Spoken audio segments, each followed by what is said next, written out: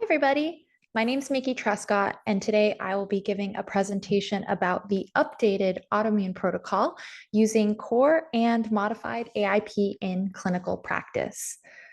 So the autoimmune protocol should definitely be on your radar if you are a practicing nutrition professional. If you aren't aware, AIP is a science-based elimination and reintroduction dietary and lifestyle protocol. It focuses on repairing gut health, balancing hormones, and regulating the immune system. So the dietary side of what we call AIP includes removing food-driven sources of inflammation. This is done with an elimination diet, and restoring nutrient density. This is done with adding specific foods to the diet. While the lifestyle component includes approaches to sleep, stress management, movement, and connection. And this is including both with other human beings and nature. And we do all of this to help best manage autoimmune disease. The autoimmune protocol has been used successfully alone or in combination with conventional treatments depending on a person's needs, and has also been the focus of medical research. Now, I'm sure many of you are familiar with AIP, especially if you caught my presentation last year on the research update of a lot of the intervention medical studies that have been done with AIP. But this is a really good soundbite to save and even commit to memory if you're used to discussing AIP with your clients, your patients, or even collaborative providers, because it's kind of hard to sum up in a nutshell. And this is the best that I've ever been able to do to just talk about, in essence, what are we talking about when we're talking about AIP? So in depth, the autoimmune protocol is a multi-phase process. So one of the biggest misconceptions is that it is a diet and a diet alone, and it is something that people do forever.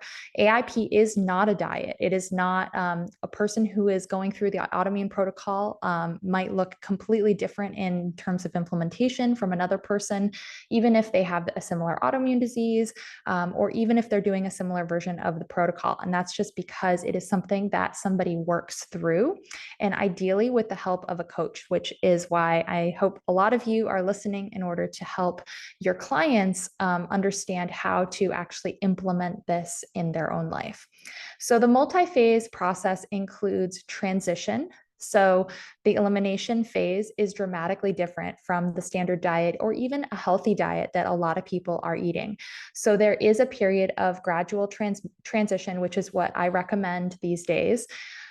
Transition can vary in length from, say, a long weekend to as long as 6 weeks. And sometimes in my own practice, I have even gone longer. I have had clients who maybe for the first month, they can just do gluten-free. And then the second month, they can add on dairy-free because the starting place is just so far and overwhelming to do an elimination diet. So I want you guys to really consider that transition is its own phase, and consider how you're going to ask someone to transition, because it is no longer acceptable, especially when our profession entails health coaching and nutrition consulting and the really high touch hand holding, helping people successfully implement these interventions. We should not be just giving them lists of foods and tell them, okay, do this. We should actually be thinking, what is going to be the hard barrier that they're going to have to overcome, and work on that for a matter of weeks.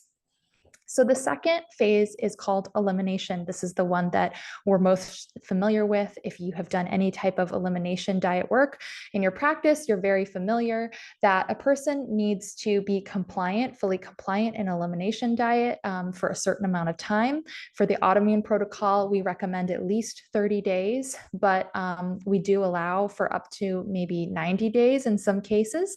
And that's when somebody is going to maintain. So the reason why we recommend staying so long in transition is so that people really have a long time to settle in and sustainably be able to manage that elimination phase, because it is really important that it is fully compliant because of the immunological part of how food sensitivity works. We really need them to make sure that they're keeping those foods out.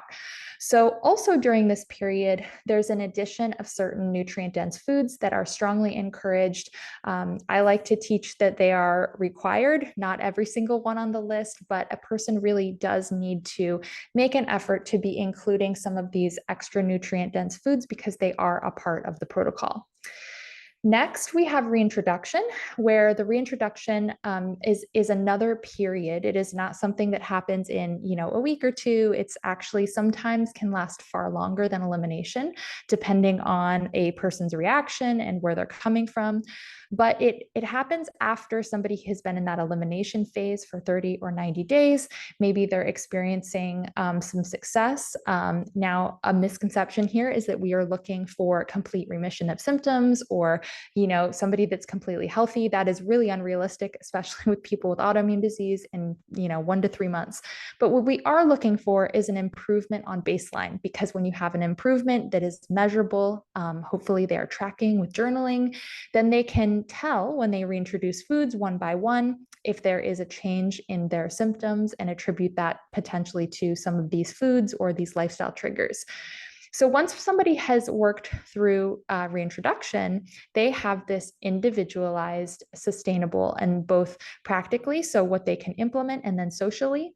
And it's a nutrient-dense diet. And it should always be the least restrictive diet that gives them the best health. So for long-term maintenance, everybody ends up with something that is fully customized and perfect for them. And it takes into account their preferences, it takes into account their nutritional needs, it takes into account their sensitivities.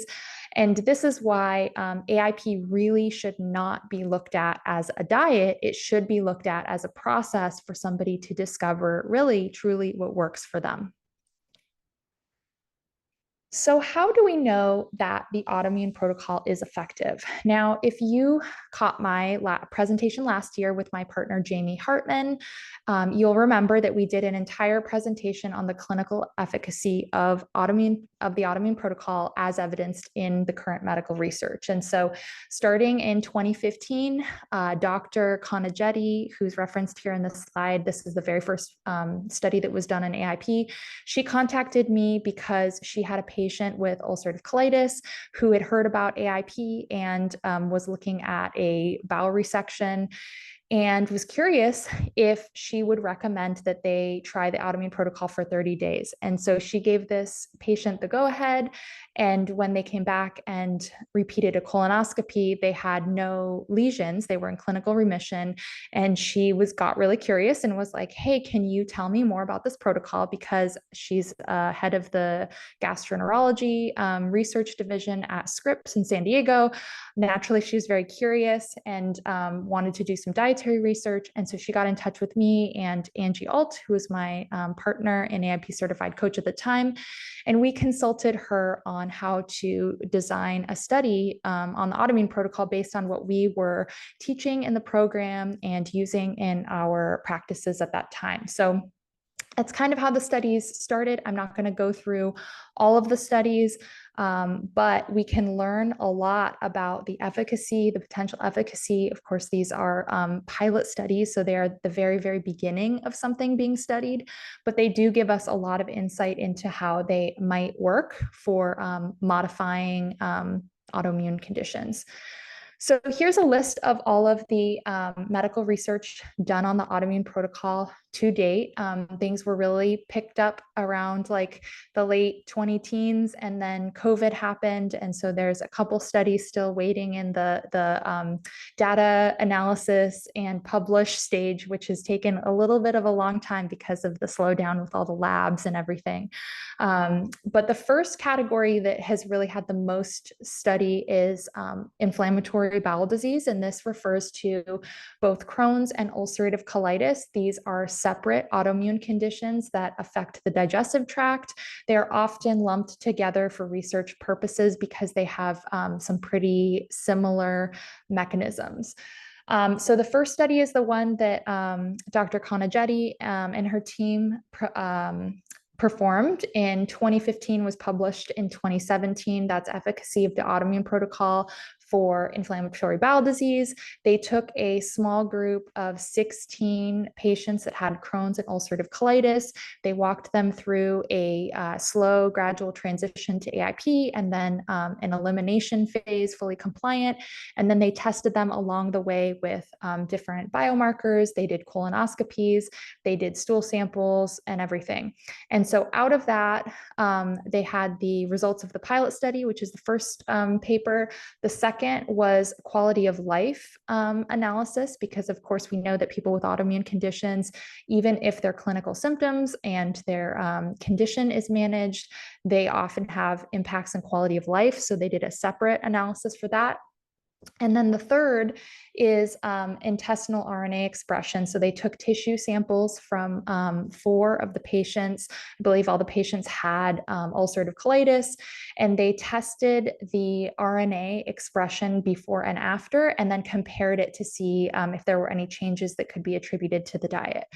And then lastly, they also did a survey, which was asking patients with IBD who had used AIP. This is a completely different group than the intervention. And they just surveyed them and said, how long have you had this condition? How long did you use AIP? Was there any change in your medication? Have you been in clinical remission? And so on and so forth.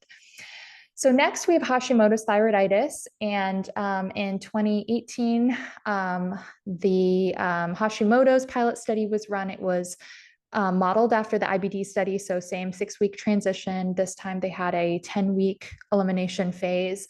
It was all extremely similar to the IBD study, except the patients this time had Hashimoto's, so they weren't taking colonoscopy as the results. They were doing thyroid hormone and inflammatory markers and some other interesting functional medicine testing. And then lastly, for AIP and rheumatoid arthritis, there has been an intervention study by a graduate of the AIP Certified Coach Practitioner Training Program, Gillian McNeil in New Zealand. And she will be publishing her data soon, but the abstract is currently published showing some good efficacy for rheumatoid arthritis. So here's a quick summary of the results. So in the pilot study with IBD, 73% of patients reached clinical remission at week 6. Everyone who reached clinical remission maintained throughout the duration of the intervention, so that was 11 weeks. And they saw trends for discontinued medication. So the patients they brought into the study, these were people who had failed conventional treatment. Many of them were on steroids and biologics, which are normal medications for IBD. So that was a great result. The quality of life, they saw a improvement in health-related quality of life. That's pretty obvious when you think of the symptom improvement and the clinical remission, but that is really important data there too. And then the RNA expression study was really interesting. Of course, I want to caution you guys, this is experimental research. There are not a lot of dietary RNA expression studies before and after dietary interventions. This is one of the first of its kind. But they showed that the genes associated with inflammatory T cell responses that led to autoimmune inflammation were downregulated, and then those that were associated with Treg cell responses that are attributed to mucosal healing and DNA repair were actually upregulated. So that points to possibly a mechanism by how a diet could help in this way. And then lastly, the IBD survey found the exact same number of clinical remission, which that's not a typo, 73%. This is a different group of people who had self-reported using AIP in autoimmune patient community. 32% of them reported discontinuing steroids because of AIP. So that was interesting to take in conjunction with the other research. Next, the AIP and Hashimoto's thyroiditis pilot study, the clinical symptom burden decreased from 92 at baseline to 29 after the intervention. 6 out of the 13 that were on thyroid hormone replacement either decreased their dosage or discontinued. HSCRP, which is an inflammatory biomarker, decreased by 29%. All of these are great results, but the one that really stands out to me as someone who works a lot with Hashimoto's is just that clinical symptom burden, because people with autoimmune thyroid disease often have lots of symptoms even when their thyroid hormone levels are optimized. So that is a really fascinating result for me. And then lastly, AIP and rheumatoid arthritis. I mentioned Julianne McNeil in New Zealand. She has done both qualitative research, which was a series of interviews, where she interviewed people to see basically how they got interested in AIP, what the hardest things were, if they thought it was worth it. And then she also did a pilot study where pain score, specifically symptom scale and pain scores, were the things that were captured in this, what they call rapid 3, which is a scale. And it showed a reduction in pain from baseline to the end of week 12, and then specifically pain, fatigue, and sleep also were improved. All right, so what are some potential mechanisms for how the autoimmune protocol could work? So first, the researchers have proposed a few different things that they think might be going on here. So first, increased nutrient density is achieved both by eliminating nutrient poor foods and increasing intake of nutrient dense foods. Increasing support and community through access to health coaching team and peer group of study participants. Something that I haven't really mentioned yet is that all of the intervention studies here, the participants had access to high touch health coaching. They were not just given a list of foods, told to do a diet. They were communicating with each other. They were communicating with health coaches that included more behavioral health coaches, and then also registered dietitians, so that they could have their their needs met, and basically any barriers troubleshooted with a team. They also noticed that it could be decreased immune reactivity to foods. So, through excluding foods that somebody is allergic or sensitive to, a decrease in inflammation, which was seen in some of the biomarkers, specifically the Hashimoto study. And then also attention to lifestyle factors that are known to support healing. So things like sleep, movement, and stress management are all incorporated in the autoimmune protocol. We'll talk about this a little later, but it's not just a dietary protocol. So the effects of AIP appear to be synergistic and compounding, meaning that the various facets of the protocol work together to produce a greater effect than if they were applied alone. And what's really interesting and I think amazing is that we've had the opportunity to study all of these things together. I know a lot of the true scientists say, well, we actually want to take that one variable and we want to know, is it 5% change that we get from that, or 8% change that we get from that? But what I will say is that it is just really cool for patients that have specific autoimmune conditions to know, actually, this has a pretty good chance of moving the needle for me if I pay attention to all these different areas. And of course, we love looking at studies on sleep. We love looking at studies on stress management and seeing the specific interventions and what mileage we might get for that. But it is just, I'm so grateful to have the opportunity to be involved in this research and see basically, what so many people have experienced doing this on their own and sharing their stories now has been shown in kind of this very beginning of AIP research. All right.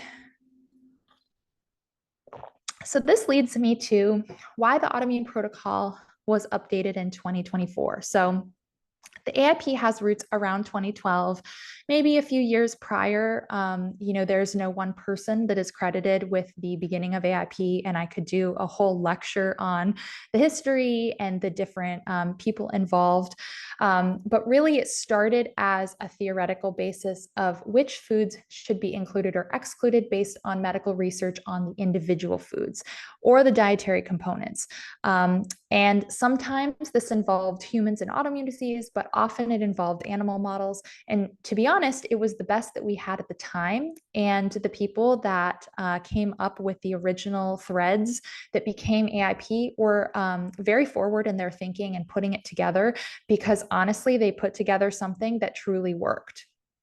As word about this anecdotal efficacy spread, many providers started recommending and working with the protocol in their practices. I started practicing in 2013, and I created AIP Certified Coach in 2017, even when Angie and I started to teach the very first class, there were providers in that class who had been using AIP based on their own research and implementing what they felt intuitively to be right for years. And so that was really amazing to see it come together, and so many people really want to be using this in practice.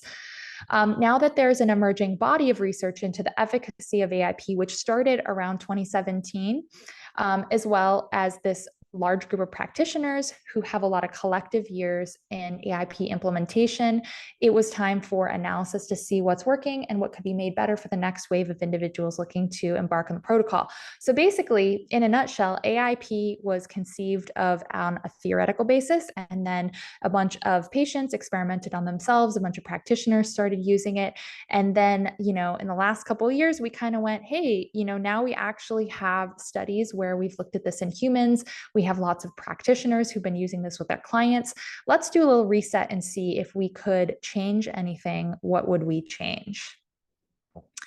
So on the next few slides, I have some of the biggest observations that we had that led us, and when I say us, it's myself and Jamie Hartman and I as leaders of the AIP certified coach community, because we did not make this change on our own. I'll talk about it in a little bit, but we did pull the whole community and the researchers, and it feels like a very collaborative decision. But these are really the things that we made us consider making a change. So the first thing is that many patients in the AIP medical study saw results before reaching a full elimination. And this was actually the biggest and first clue. So in that AIP pilot study on IBD in 2017, the 73% of patients that achieved clinical remission did that at week 5. So I will remind you that week 5 was before the 6-week transition phase was over. All of those participants that reached clinical remission maintained it through the elimination diet, and nobody who hadn't reached clinical remission at that point joined the clinical remission group. So that means that there was something about those early eliminations, which we created those stages based on experience in our practices and experiences in anecdotally in the community. This was not based on research. This was based on best practices, but it does tell us that we're onto something, because those earliest eliminations were likely responsible for the favorable results, and the ones at the end probably weren't, given that all those participants had reached clinical remission and that they stayed easily in remission for the duration of the study, and that nobody moved back and forth between categories. So this was the first clue. Second, the AIP certified coaches had reported good results without a full elimination. Now, something that is important to know is that as a part of the AIP certified coach practitioner training program, we have always taught heavy modification of the protocol. So the way that a lot of clients and patients learn about AIP on their own in the internet is just through websites. There are various resources that are credible, some are not credible, some of them have inaccurate data. But the way that we have taught is very modifiable and customizable and flexible, I will say. And using AIP as a practitioner has now become a thing starting, around probably 2015, 2017, when we created this program. Of course, we were not the first providers to be using AIP, but a lot of providers who were very motivated to work with AIP found us and took our program and have become a part of our community. And after training nearly 1,000 people from all different types of backgrounds and specialties, we have that really cool knowledge base of everyone's experience, everyone's collective experience. So when we set about this, we surveyed the graduate community. We were told by the alumni that they often found the original protocol more restrictive than necessary. Coaches were modifying a lot more than we had assumed. And they also reported that they were seeing really good results despite using a modified or less restricted autoimmune protocol.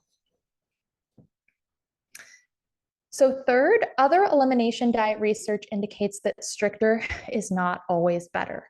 When AIP was originally conceived, there was very little research into the efficacy of elimination diets to help manage autoimmune disease. And I'm not just talking about AIP, I'm talking about any autoimmune disease, especially studies in humans. And in the last decade, that has completely changed. So many studies have been published using different elimination protocols for very specific autoimmune conditions, especially Hashimoto's, multiple sclerosis, rheumatoid arthritis, IBD, and using approaches that we would think as functional holistic nutritionists, very basic like gluten-free and dairy-free diets.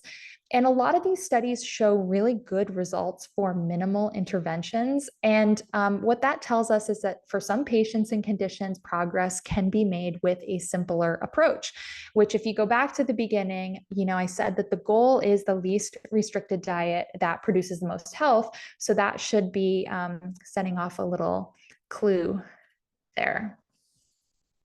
All right, number 4. Increasing accessibility, affordability, and sustainability can widen the reach of the autoimmune protocol. So a couple major barriers in the community of people who suffer from autoimmune disease and want to embark on this are food access and budget. Whether or not somebody is working on their own or working with a coach, some people don't have the ability to source or afford ingredients that they need to implement a full elimination, and some people just don't have the time to prepare all of their meals from scratch. So in this case, in the coaching program, we've always taught how to modify the protocol to accommodate these barriers, but providing an official version of the protocol that is more budget friendly and accessible will allow even more people to find healing through AIP. Okay, so what did this process look like? Basically, Jamie and I decided to take a few months and consult everybody. We talked to everyone. We had so many meetings where we were just picking everyone's brains. We interviewed the researchers who performed the AIP medical studies, which at this point, it has been almost 10 years, and just asked them, what do they think about the autoimmune protocol? What do they think about the foods eliminated? How have they been using the autoimmune protocol in their clinical practice since? We also talked about researchers in other areas that research in functional medicine and elimination diets. We talked to experts and writers in the area of autoimmune health. We surveyed and interviewed members of the AIP certified coach community, which I talked about before. Many of these providers focus exclusively on autoimmune conditions and have a knowledge base of hundreds and sometimes even thousands of cases and clients using AIP. And then lastly, we considered recent scientific evidence for elimination diets, food allergies and sensitivities, and reintroduction protocols. So like I said, there's so much research out there that is not specifically on AIP, but from which we can learn. And what Jamie and I learned from this explanation was twofold. So first, the original protocol really has a lot of value and efficacy in research and practice. All the researchers were like, wait a minute, don't change AIP. We're so interested in it. It showed really promising results, and we really want to keep studying it again. Our practitioner community said, hey, there is a whole subset of patients and clients that are really well served from this strict protocol, and we still use it. And then second, a lot of the researchers and AIP certified coaches were confident some patients would be best served by a less restricted option. So they kind of wanted both. And so we came out of this thinking we can preserve the original protocol and also introduce a new one, which could actually be a really interesting research opportunity to do a comparison studies and start to see the difference in efficacy between something like Core and Modified, and also for the coaches to give them something easier for an easier starting place for people who maybe it isn't appropriate for them to try Core AIP. So now going forward, there are two versions of the elimination phase to be known as core elimination and modified elimination. So the original protocol as used in the medical studies and AIP literature isn't changing and is just now known as AIP core elimination.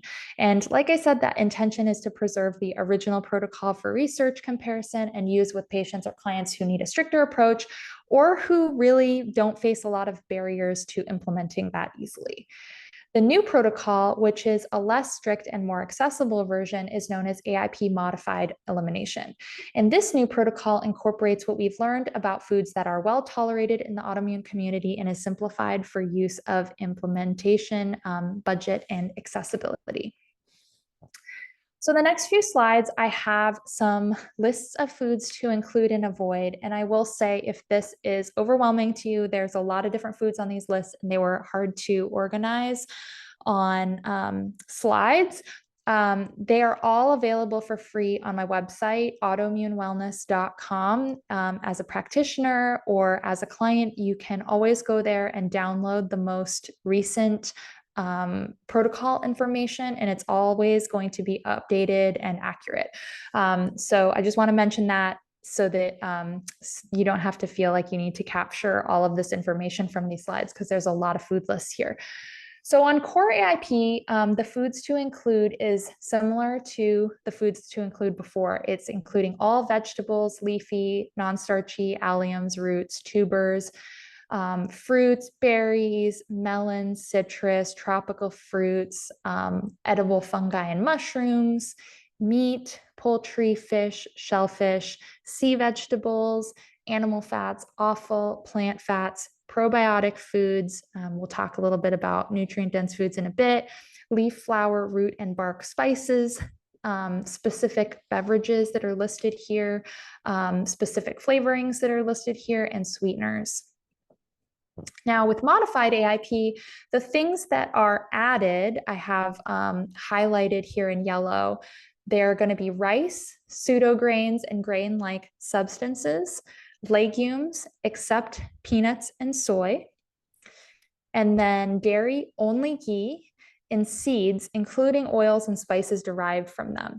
So you can see this isn't a lot of difference, but these foods that are included, I'll go back, rice, but no other grains, legumes, which, that really those are really gonna expand protein sources for people who can't afford a lot of meat. And then dairy, ghee is another cooking fat, and then seeds have a lot of nutrient density to offer. And if we want to look at it from the elimination side, this slide has the core AIP elimination. So grains, dairy, pseudograins, legumes, nuts, seeds, nightshades, eggs, alcohol, and processed food additives. And then on this next slide for modified AIP, you can see grayed out the core AIP foods that are eliminated. So rice, ghee, pseudograins, legumes, excepting soy and peanuts and seeds, however you want to look at it. I'll go back and forth one more time, just so you can see. There's just a little bit easier of a starting point with modified AIP. Okay. So this is your reminder to not forget about nutrient-dense foods. Now, like I said at the beginning, it's really easy to only think about the eliminations when we think of AIP. Eliminations are just a really small part of the protocol, and every single AIP study that has been done has implemented the addition of nutrient-dense foods. So what are nutrient-dense foods? The nutrient density of a food refers to the quantity of micronutrients relative to the energy it provides. So the way that your client implements nutrient density is individual and might have a role in the duration and depth of their healing process, especially if they are transitioning from a nutrient deficient diet. So while we're not talking about the really in-depth ins and outs of AIP here today, I really wanted to add a reminder for you guys to go back to those foods to include lists and think about the most nutrient dense foods and make sure that you are encouraging your clients with AIP to include them. The other reminder is to not forget about the other aspects of AIP. So AIP doesn't only consist of dietary changes, but it also incorporates lifestyle changes as well. The 4 areas that should be considered include sleep, stress management, movement, and connection. So all of this together is a powerful combination, and it's the reason why in the AIP medical studies, there was attention with the health coaching team to all of these areas. So the patients were not just given food lists and told to do this diet. They had coaches, they had peer support, and they were all trying to try little interventions, nothing overwhelming, but they were asked to, for instance, set a bedtime, do 5-minute meditations every day, make sure to get out for a walk or do some stretching, ask a friend or a family member for some support on their journey. And all of those things were a part of the positive results they saw. And so you definitely need to be considering them when you have clients who are implementing AIP, especially clients who might have in one of these areas that is really underdeveloped or have some serious issues. So for instance, the person who is only sleeping 4 hours a night, it might not actually be appropriate for them to start an elimination diet if they're experiencing insomnia or having some sort of barrier to sleep. So as a good coach, you should definitely troubleshoot that and consider that that could be impacting their progress.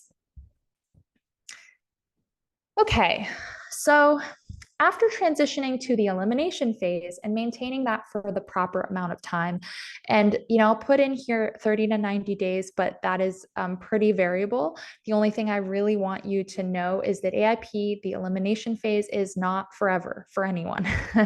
So after somebody has moved through the elimination phase, they move on to the reintroduction phase, where each previously eliminated food is reintroduced to test for a response. So after carefully navigating this reintroduction phase where they go one at a time, they reintroduce all these foods, they are able to determine a customized dietary approach that best supports their long-term health. Foods eliminated during the elimination phase have been grouped into stages to streamline this reintroduction process. This is based on our clinical experience, anecdotal history. There have not been many medical studies on reintroductions, although, they are coming. And it is ideal to attempt reintroductions of foods that are most nutrient dense and least likely to cause a reaction first, and then wait to attempt reintroductions of foods that are least nutrient dense and most likely to cause a reaction last. For instance, if you have someone, who has rheumatoid arthritis, and right away they go, oh my gosh, I stopped eating bread, I think I'm allergic to gluten or sensitive to gluten, and they feel so great, and then they do the elimination diet, and then they start missing croissants, and then when it comes time to reintroductions, they're like, the first thing I want to reintroduce is gluten. You're going to be like, hey, wait a minute, don't start there. Like at some point, it's controversial whether or not anyone with autoimmune disease should try and reintroduce gluten. And, that's not what this presentation is about. But I will tell you, you will have clients who want to do it. There's a reason why that is at the very bottom of stage 4, if not advisable for anyone. And that's just because that is potentially going to cause a really big inflammatory reaction that is going to make someone feel very sad and potentially need a long time to recover from before they can then get to the place where they're reintroducing foods again. So we really want easy wins. We want the things at the top of the list to be least likely to cause a problem so that they feel like they're having this expansive effect on increasing foods in their diet. And because there are now 2 options for the elimination phase, so we have Core AIP and Modified AIP, there are different starting places for the reintroduction phase. So this slide details the Modified AIP reintroduction stages. And if you've been familiar with AIP, you know that Core AIP has 4. Because Modified AIP only has less eliminations, there are less reintroduction stages because the starting place is in a different, basically further down the spectrum of diet. So stage 1, we have egg yolks, but not the whites, nuts, dairy, and nightshades, but only paprika and potatoes. Again, this is not based on any clinical research. This is based on our experience and anecdotal evidence. So take it with a grain of salt when you're working with your clients or your patients. Just know that you can adjust this as needed. It's what we have realized in guiding hundreds of people through this process, is that those are the nightshades that people tend to tolerate the soonest. And then stage 2, egg whites or whole eggs, gluten-free cereal grains, nightshades or spices derived from them, and in small quantities of alcohol. You'll notice the note that grains might be more well tolerated when soaked and fermented. Some people, some clients have the time and the resources to try that, some don't. So just keep that in mind. But yeah, because modified AIP has less eliminations, there are less reintroductions. So this list seems much more manageable and easier to work through. Core AIP, on the other hand, is the more restricted protocol. And because more foods are removed, we have broken things down into 4 stages. And these stages are the same as they have always been. So like I said, Core AIP has not changed. The reintroduction stages have not changed. But you'll notice that because there are 4 stages, that each category of food might have some different foods in each stages. For instance, dairy, in stage 1, it's just ghee. In stage 2, it's butter and butter oil. In stage 3, it's buttermilk and some other dairy. And the reason why we do that is because the difference between, a tablespoon of ghee to saute some vegetables and drinking a glass of milk to someone who is sensitive to dairy is very different, right? So we've kind of separated things based on what we know of reintroductions and working with our clients. And as a coach, you can always modify and adjust things, but this is our suggestion for best practices in reintroduction stages. And then along with the 2024 update of the Autoimmune Protocol, where we announced modified AIP, the other thing we updated was the reintroduction procedure. And the previous AIP reintroduction procedure was based more on food allergy research, which now there's a lot more food sensitivity research. And so this procedure is just a little bit more straightforward. It has a little bit bigger quantities of food, which I think is a little bit more realistic for people, and it's more streamlined. So I recommend using this procedure to walk your clients through the reintroduction procedure. All right. To end the presentation, I'm going to address some common questions about Core and Modified AIP. So the biggest question is, do you start with Core or Modified AIP, right? Which one? So this is really going to depend on your client. I've said it twice before, I think, in this presentation, and I'm going to say it again, but the goal of AIP is always to discover the least restrictive dietary approach that produces the best health for your client. With this in mind, modified AIP is the perfect starting point for most people because it's affordable, it's accessible, it's easier to implement, and it still removes the most potentially problematic foods. So in a perfect world, modified AIP produces the desired result for your client, and then they can move on to that reintroduction phase, which, having just looked at those reintroduction stages charts, you can see it's much easier because there's less foods. It's going to take them less time. And it really, the overall effect is sparing them a drawn out elimination and reintroduction process, which is amazing. So why would you choose Core AIP given that? Your client might have a condition like IBD where they're very motivated, or research indicates that the elimination phase has a good chance of producing results quickly. So specifically with IBD, that pilot study had people who had an average disease duration of 19 years.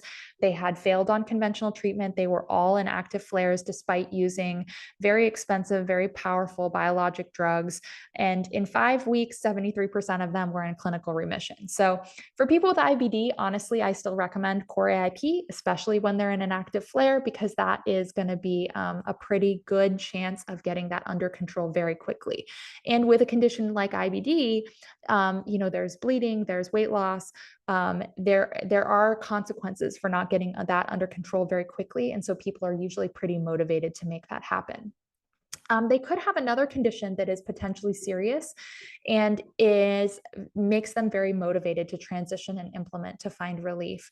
And especially if they don't experience barriers that make core AIP difficult. So these are people who maybe they are really good cooks, maybe they have a lot of financial flexibility. Some even have the ability to hire someone to come in and cook or buy prepared AIP food. Maybe they have a really supportive partner at home. All of these things I would say are unusual when we're looking at the population of general. Most people do not have as much money as they need to buy their groceries. Most people don't have enough time to cook, but there are people out there who are both motivated and can make it happen, and these are a good fit for core AIP. So what if you need to further customize modified AIP? So one of the things that I've really enjoyed teaching the practitioner community is that everything is customizable. And even with modified AIP, we've just provided an alternate starting point. But that's all it is a starting point. So your clients are all going to be unique individuals, and they might have things like additional food sensitivities, especially to included foods. So, like a coconut sensitivity is extremely common. I would say of all the foods that are included in the autoimmune protocol, that is probably the most common sensitivity. Is it common enough to mean that it shouldn't be an AIP? We've decided no, but in that case, you're just going to have them also remove foods they're sensitive to, foods that they don't like, foods that they don't feel well when they eat, even if they're included. They also might have other dietary needs or specific conditions. If this is something that you're qualified to work with in your scope, this also might influence your recommendations, and you can further customize there. So this has been a huge question. What happens to all of the recipes and resources labeled AIP? So you guys are probably familiar with the dozens of blogs and books, meal plans, and all of that now is just for core AIP. So what are we going to do, right?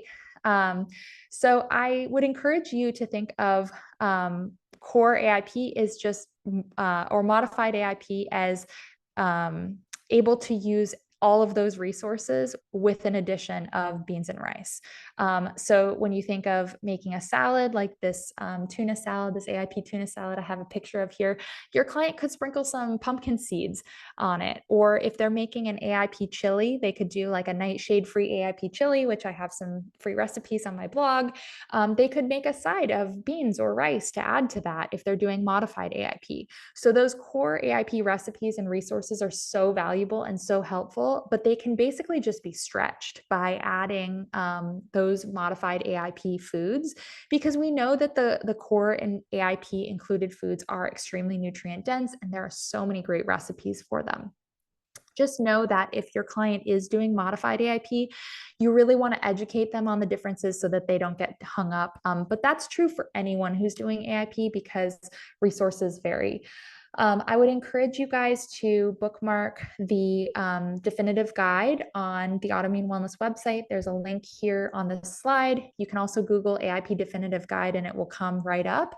That has all of the most current protocol information and food lists. Your clients can download all of the food lists and meal plans. There's a lot of resources there, and that will always be updated. Should AIP change again, that will be added on the website. All right, so we're at the key takeaways. So first, the Autoimmune Protocol is an evidence-based framework to help a client with autoimmune disease or chronic illness discover the way of eating that helps best support their recovery. I hope that the short overview of research helped show you that the AIP is and has been studied, and I hope that you are encouraged and you can share that with your clients to show them that what you're recommending is actually rooted in evidence and is changing as new research comes out. Second, Core AIP is the original version of the elimination protocol that was used in the medical research, and it is appropriate for the sickest or most motivated clients. So there is still use in that. Modified AIP is an alternate version of the elimination protocol that includes more foods and is more accessible for those who face barriers to implementation, just need an easier starting point. Since modified AIP includes additional foods, there is a new modified AIP reintroduction stage chart, and the reintroduction for both core and modified AIP is the exact same and has been simplified based on the most current research. So now you are up to date on all of those details. Here's a list of the references I use for this lecture. And if you guys are interested in AIP medical research, all of these papers are open access. If you just type the titles or the authors in Google, they will pop right up. I highly recommend reading them for learning more about AIP and how it was implemented in these studies. And I want to give a specific shout out further reading for the Hashimoto study, which is the very first one on this list, because Dr. Abbott wrote up a case study of every participant, the 16 participants in the study. He did a lot of functional medicine testing, and he called out some of the individual results, which can be really helpful for learning more about what it might look like working one-on-one with someone and using AIP. Okay, and lastly, if you are interested in learning more about AIP and becoming an AIP certified coach, I'm running another version of the program coming up in September 2024. The program is run twice a year, spring and fall. We have more information at AIPcertified.com. We've got an interest list. So if you want some more information, you can just put your email there and we'll send you that. You can even sign up for a time to chat with me and discuss if it might be right for you. We've got early enrollment. And then if you're not working with clients with autoimmune disease and you want someone to refer, we have the directory on the AIP Certified Coach website as well. We also have functional medicine, doctors, naturopaths, and all different types of providers in the directory. So even if you do work with autoimmune disease and you want to network with a provider that in your area that also knows how to use AIP, that directory can be a great resource for you. So thank you so much for listening to this presentation. I hope you learned a ton about the new modified AIP. Good luck with implementation, and I hope to see you soon. Bye.